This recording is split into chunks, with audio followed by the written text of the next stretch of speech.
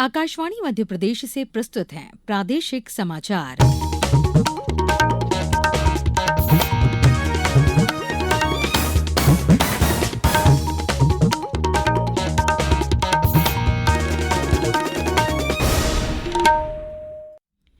नमस्कार, समाचारों के साथ मैं पूर्वा त्रिवेदी। सबसे पहले इस बुलेटिन की मुख्य समाचार।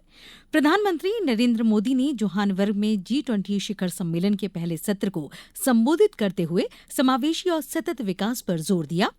हैदराबाद में मुख्यमंत्री डॉ मोहन यादव ने निवेशकों से की चर्चा, कहा ग्रीन एनर्जी है राष्ट्र के विकास का सबसे मजबूत स्तंभ।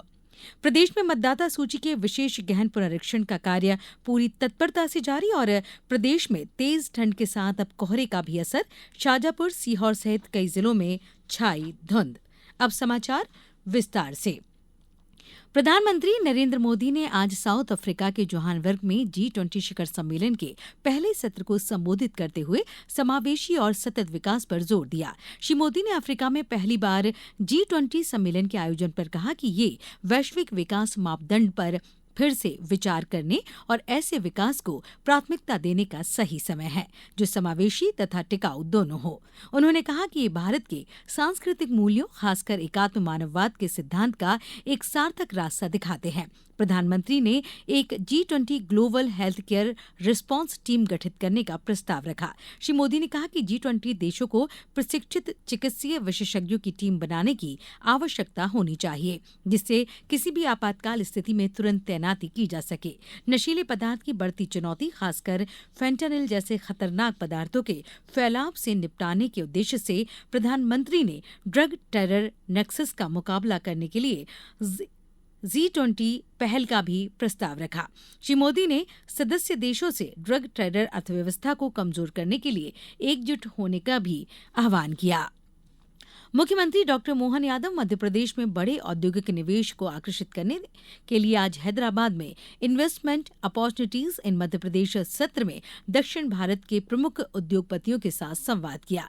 मुख्यमंत्री ने उम्मीद जताई कि ये सत्र उद्योग समूहों के लिए मध्य प्रदेश की नीतियों, आधारभूत संरचना और निवेश के अवसरों को जानने का महत्वपूर्ण मंच साबित होगा। इससे पहले मुख्यमंत्री ने हरित ऊर्जा क्षेत्र में उल्लेखनीय कार्य कर रही ग्रीनको कंपनी के हैदराबाद स्थित मुख्यालय का दौरा किया।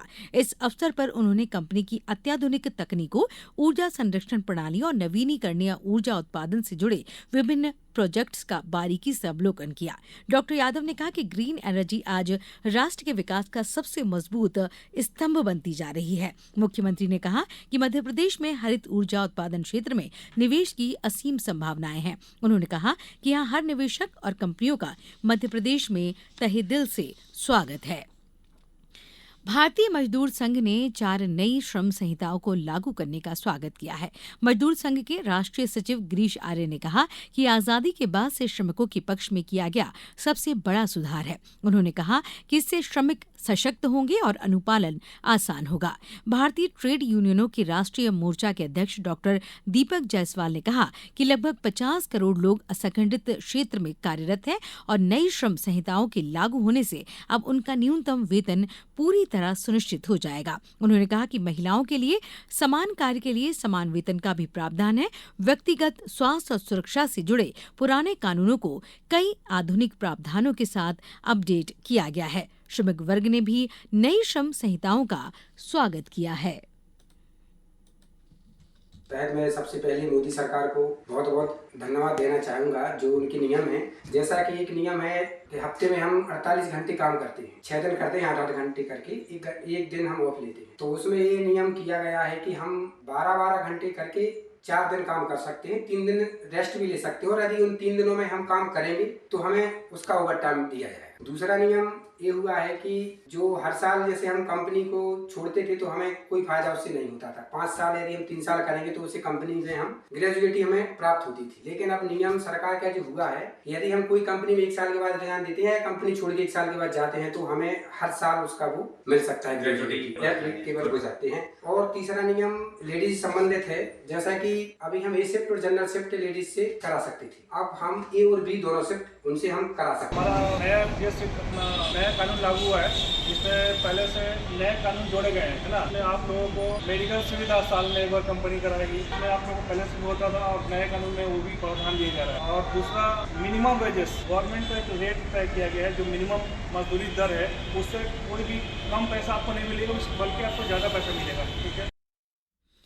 समाचारों में वक्त है एक छोटे से अंतराल का।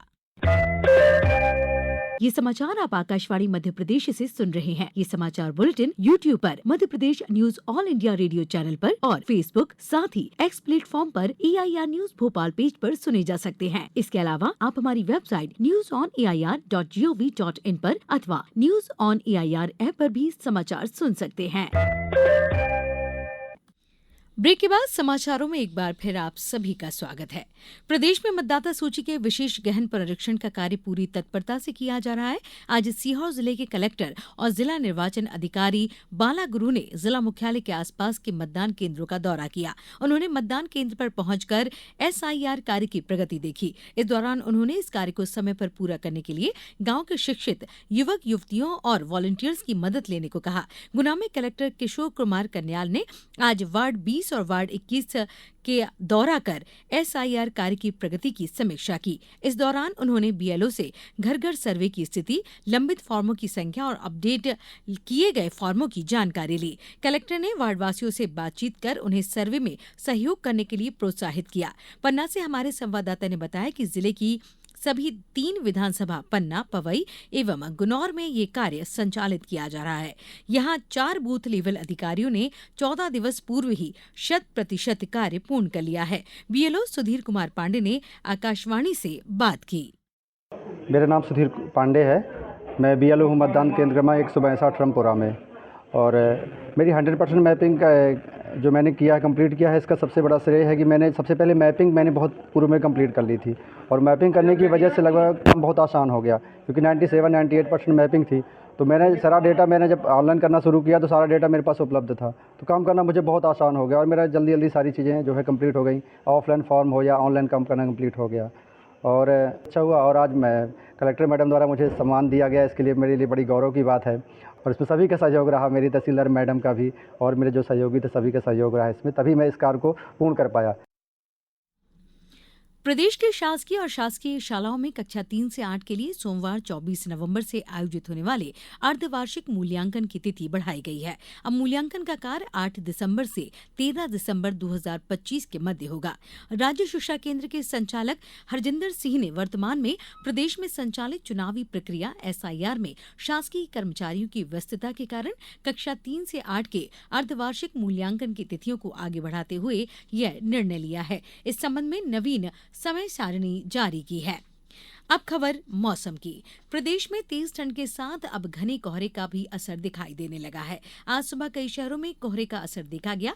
शाजापुर में घना कोहरा छाया रहा। अकौदिया, शुजालपुर क्षेत्र में सुबह विजिबिलिटी 100 मीटर तक ही रही। इधर रात का पारा कई शहरों में 10 डिग्री से नीचे बना हुआ है। भोपाल, इंदौर में 9.4 डिग्री, ग्वालियर में 13 डिग्री, उज्जैन, जबलपुर में 11.8 डिग्री सेल्सियस दर्ज किया गया। वहीं पचमढ़ी में सबसे कम 6.2 डिग्री रहा। राजगढ़ में 8.2 डिग्री, खरगोन में 8.6 डिग्री, नौगांव में 8.8 डिग्री, नरसिंहपुर में 9.4 डिग्री सेल्सियस रहा। सीहोर से हमारे संवाददाता ने बताया है कि जिले में कड़ाके की ठंड का दौर जारी है। बीते दिन जिले का न्यूनतम तापमान 8.5 डिग्री सेल्सियस दर्ज किया गया। अब कुछ समाचार संक्षेप में। वित्त मंत्री जगदीश देवड़ा ने प्रदेश के लोगों से अपील की है कि बजट को लेकर वे अपने सुझाव दें।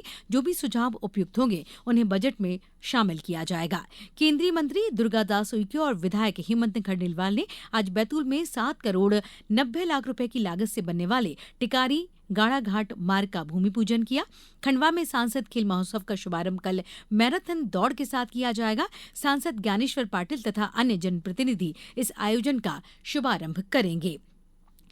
मौलाना आजाद राष्ट्रीय प्रौद्योगिकी संस्थान भोपाल में आज 22वां दीक्षांत समारोह आयोजित हुआ। समारोह में संस्थान के विभिन्न पाठ्यक्रमों के 1600 विद्यार्थियों को डिग्रियां प्रदान की गई। इनमें से 72 शोधार्थियों को PhD की उपाधि प्रदान की गई। इस बुलेटिन में इतना ही। अगला बुलेटिन सुनिए सुबह 7:10 पर। नमस्कार।